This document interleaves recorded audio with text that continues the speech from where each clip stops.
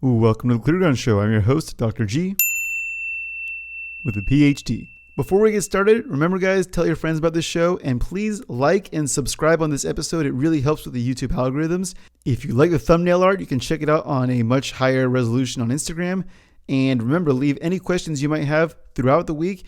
And on the last episode of the week, I will be answering the questions in a mailbag. So we've got a full plate of news for you guys today. We're going to start off with a tweet from LA to sort of set the stage. Then we're going to go straight into Canada. We're going to talk about freezing bank accounts. We're going to talk about insurance and trucks. We'll talk about how if you're a pro-Trump donator to the Freedom Convoy, you might be in some trouble.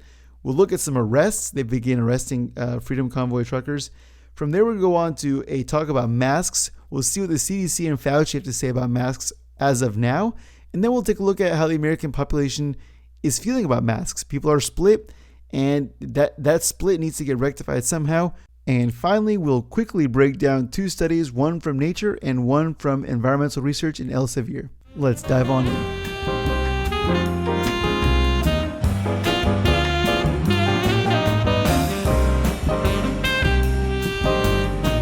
To set the tone for today's show, first, we're going to start off with a tweet from the Los Angeles Times. And the tweet says this: as for the question about whether masks or vaccine mandates work, the answer is an unequivocal yes, they do.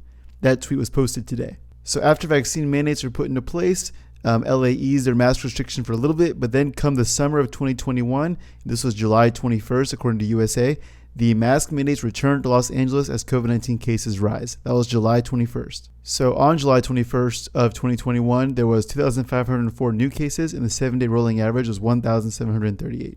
By December, Los Angeles was bragging that out of more than 1,500 site visits conducted between December 4th and December 10th, the vast majority of businesses and industries, including restaurants, bars, food markets, and hair salons, had masking compliance rates of over 95%. So at the time of this brag, there were 1,879 cases, and the 7-day rolling average was 1,008. After both cases of mask mandates being implemented, there was a rise in cases. And the rising cases after the December situation was significantly higher than in July. By January 15th, the new cases were numbering 41,656, and the 7-day average was 41,682. That is, in fact, around a 3,000% increase in cases post-secondary bragging of mask mandates. So here the LA Times is objectively wrong. Literally exactly wrong.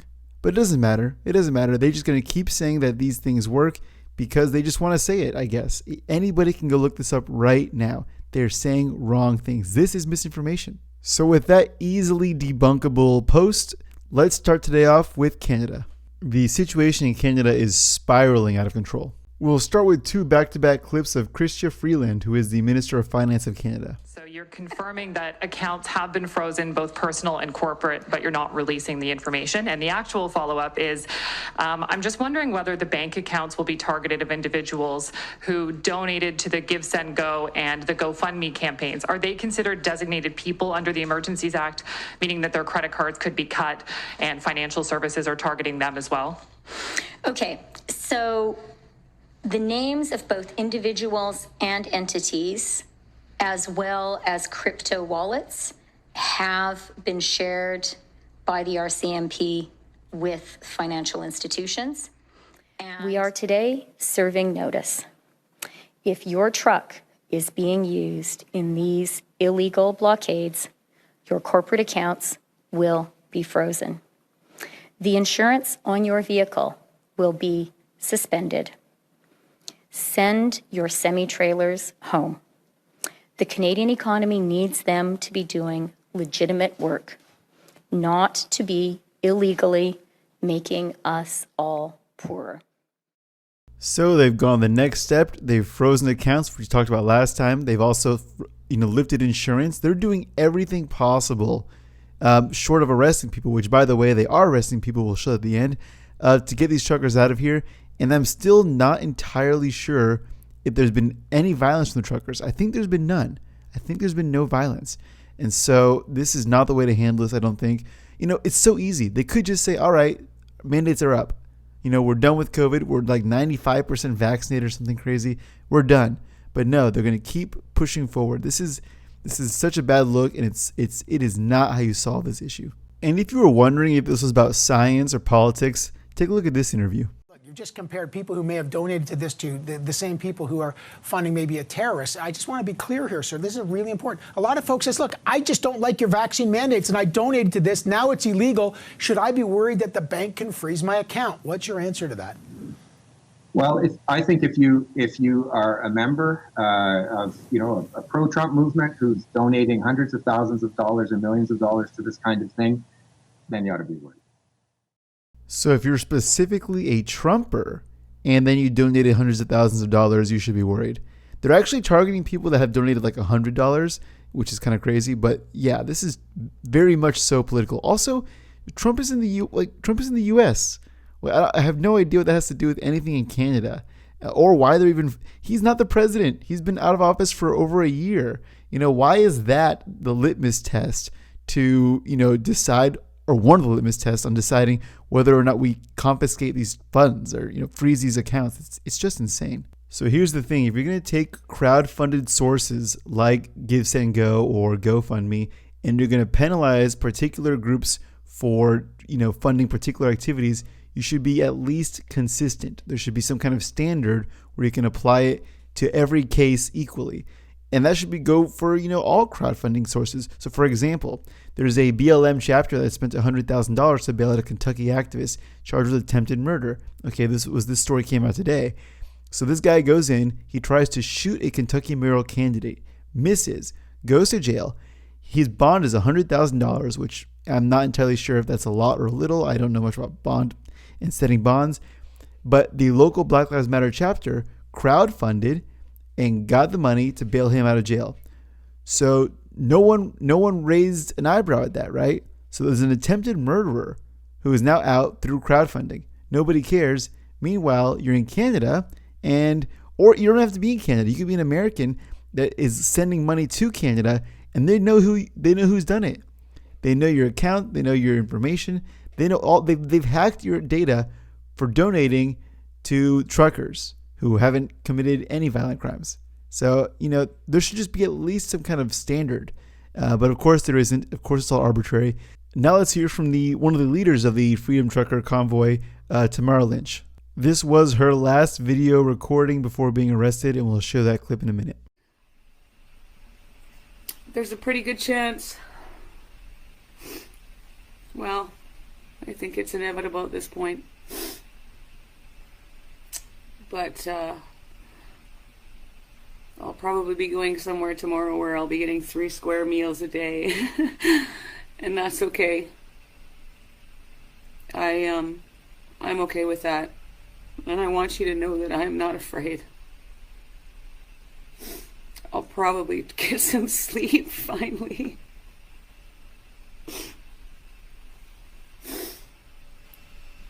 Just please stay peaceful. And please take care of each other.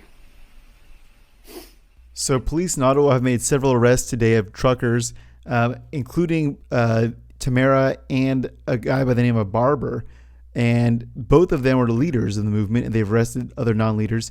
But when asked about the arrest, Ottawa police said that they do not confirm or deny any investigations about people until charges are laid. So from that sentence, this is from the CBC, by the way, so the government station. So from that sentence, I don't see any charges. They're just being arrested. And that's really scary stuff. So things are getting darker and darker for these truckers. That being said, they know they have a bunch of support from all over the U.S. and all over the world, and I think they're going to continue to stand strong. And to put things into perspective, all they're asking for, again, is to end the mandates, to let people go freely across the border, to let people go into restaurants, and not to check your vaccine mandate or not to wear masks. They're just asking for a return to normal. And based on the data and the science that's actually out there right now, that's what people should be doing. We should be doing that. We should have been doing that for a while. We should be doing that definitely right now, especially with Omicron. So all these leaders have to do is say, okay, let's look at the science. Yeah, it's good to return to normal. Okay, let's return to normal. And then it's done. The whole thing is done. But instead, they are doubling down on this dictatorship style authority, which is, that always ends well for politicians. I've heard it always ends well. But as for the truckers, honk honk, we support you here on this show. So moving from Canada to the US, I'm going to do this whole section now on masks. Masks are coming back into the fold again when people are confused as to which to wear, when to wear, do we need to even wear these at all, are they helping? So to lay out sort of the narrative, I'm going to play a few clips from CDC and Fauci and then show you pretty much how the US is split on the issue. So first, let's hear from the CDC. We must consider hospital capacity as an additional important barometer. Our hospitals need to be able to take care of people with heart attacks and strokes. Our emergency departments can't be so overwhelmed that patients with emergent issues have to wait in line. We are assessing the most important factors based on where we are in the pandemic, and will soon put guidance in place that is relevant and encourages prevention measures when they are most needed to protect public health and our hospitals. We want to give people a break from things like mask wearing when these metrics are better, and then have the ability to reach for them again should things worsen. If and when we update our guidance, we will communicate that clearly, and it will be based on the data and the science. So the CDC is still fully on board the mask boat, and they said if and when the science changes, they'll update us. So it's good to know that it will change eventually. It's if and when. But also what's interesting is the mentioning of heart attacks and strokes in the beginning as one of the things that people need to be taken care of in the hospital. Now, I agree. Very important to take care of heart attacks and strokes. I just wonder why that was the particular ailment that she described. I'll be doing a segment on heart attacks and things maybe this weekend or next week. I'm compiling sources right now. But that was just an interesting and particularly poignant example from the director. Now let's hear from Dr. Fauci. Now, we could get lucky because the trajectory right now is going way down. And it very well may be that if you take masks off the kids in the next week or so, it's going to keep going down. But you've really got to be careful. You know, you don't want to say it's an absolutely wrong decision. It's understandable why people want to take masks off the kids. But right now, given the level of activity that we have, it is risky.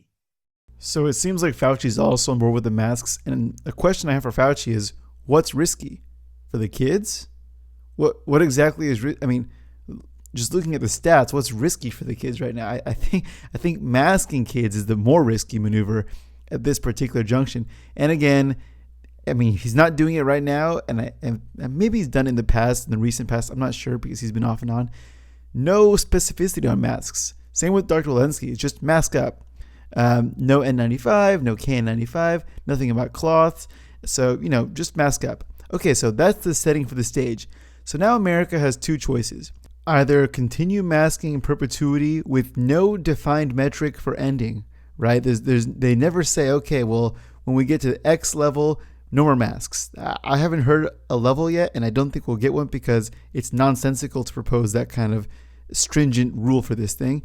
Or you can be on the other side of the coin and say, you know what, I've either had COVID, I've been vaccinated, I'm ready to live my life as normal, I'm done with the mask. Those are basically the two sides you can choose from. Please make note in the comment, tell me what you guys think, what side you're on, and let's hear from different sides in America how they feel about masks. We'll start with Joy Behart. I listen to the little voice in my head that doesn't really follow 100% what they tell me because they keep changing it. Yeah. Right. So, very short time ago, they were saying put the N95 masks on and now they make sure and now they're saying you don't have to wear them anymore. Yeah. So if I go on the subway, if I go in a bus, if I go into the theater, if I go into where else would I go? A crowded spot. A crowded place. I would wear a mask, and I might do that indefinitely. Because why do I need a flu or a cold even? Right. And so I'm listening to myself right now. I don't think it's 100%. So not just for Omicron, but for a flu, for a cold. She doesn't want to get sick ever in the history of ever, and she wants to live forever. So mask on up. Well, if she's wearing the right mask, her chances of catching some of those bugs are lessened. But I guarantee you she's going to get a cold sometime, mask or not. But following in Joy Behart's footsteps, let's take a look at some students from Reno, Nevada at the University of Nevada. Reinstate the mask mandate! Reinstate the mask mandate! Reinstate the mask mandate! Reinstate the mask mandate! So here we have some college students that are supposed to be rebellious, right? They're supposed to be the ones that say, hey man, no rules for me. And here they are begging for more rules. You know what? So here's the crazy part to me. If you want to wear a mask, just wear it. Why does everybody have to be forced to wear one? You know, these people are probably all vaccinated. They're all wearing their masks. Good for them. You know, why are they forcing others, or why are they trying to force others to wear masks? The whole thing is pretty nonsensical. So that's one side of the aisle. Now let's take a look at the other side of the aisle, the ones that are opposed to mask mandates. So first up here, we have some high school kids in Oakland, California protesting the mask mandate. Definitely more than 100 students there, and they're all holding their signs. Everything's peaceful. They're just saying, look, we're done with these masks. I mean, I'm sure any one of them could Google the data right now, but they are the least likely to be impacted negatively by COVID. And this has been true the entire time. So these kids are standing up for the ability to not wear masks 7 hours a day. And for our last clip of masks, here is Glenn Youngkin, the governor of Virginia, signing in a new mask bill that prevents the mandating of masks in schools in Virginia. Let's take a look. It is my distinct privilege and honor to be able to sign Senate Bill 739 into law in the Commonwealth of Virginia.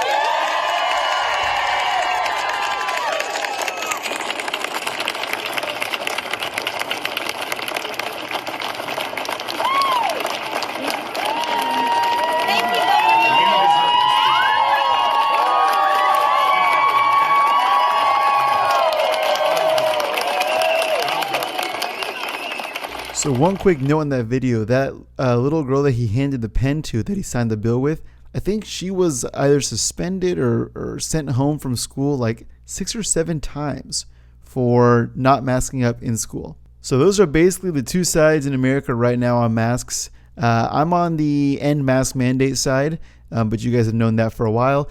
And so, you know, everyone's allowed to have their own opinions and have their own defense of those opinions.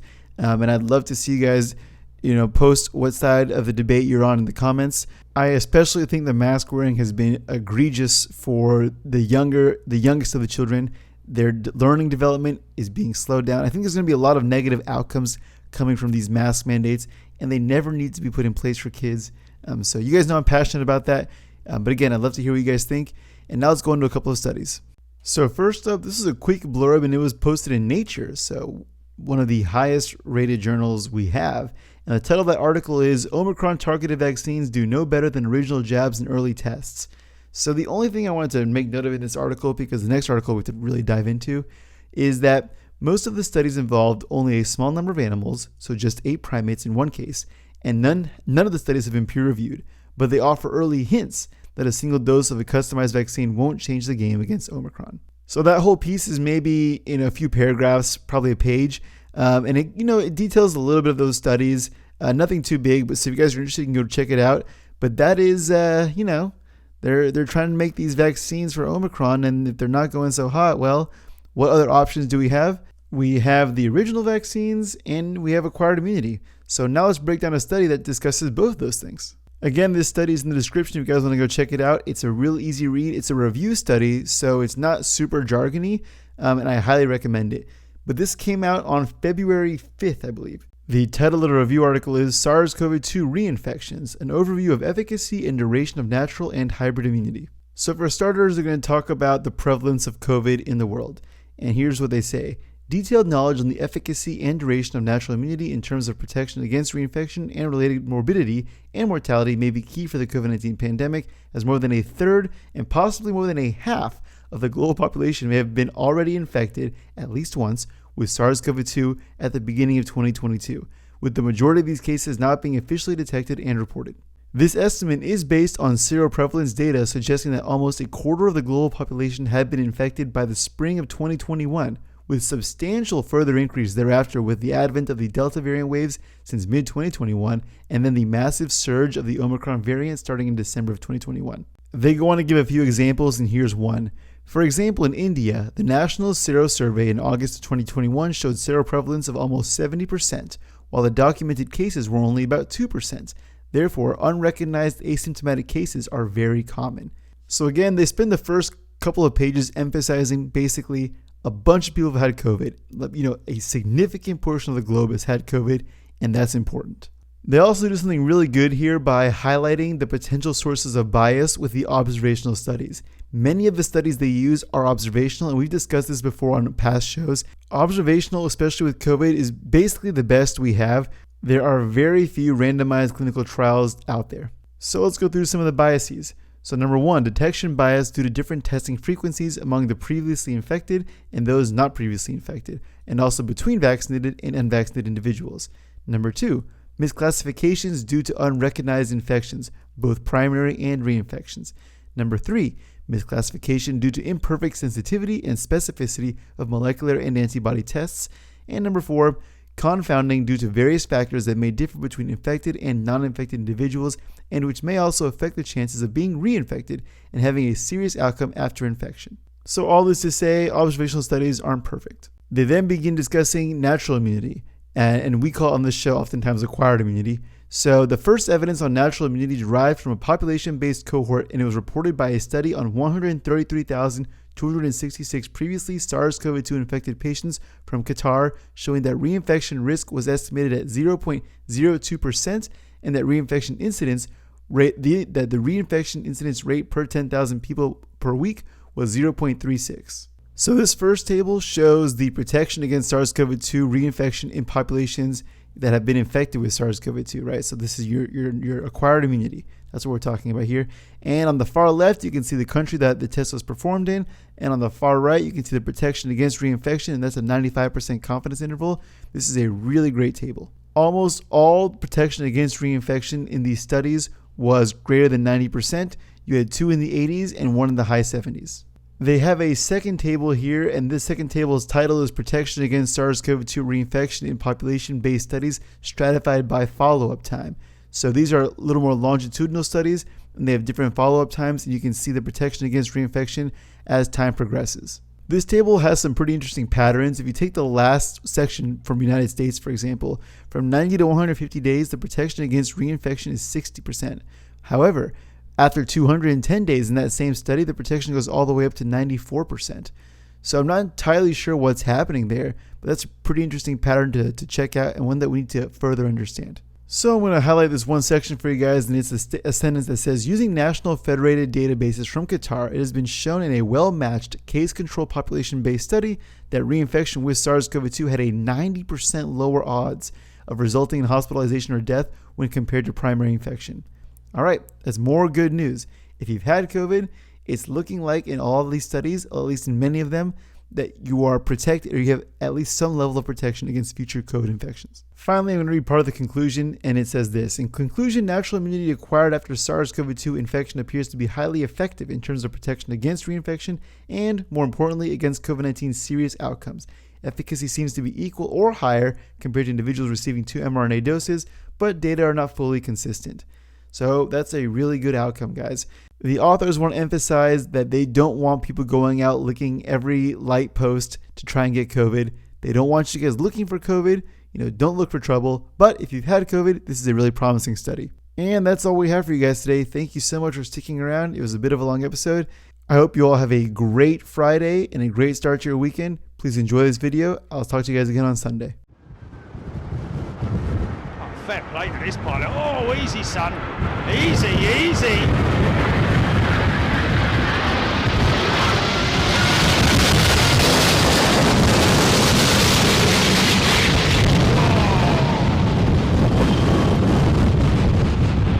Are you sure? Are you sure? Go on then, go on then. Go on. Drop it. Drop it.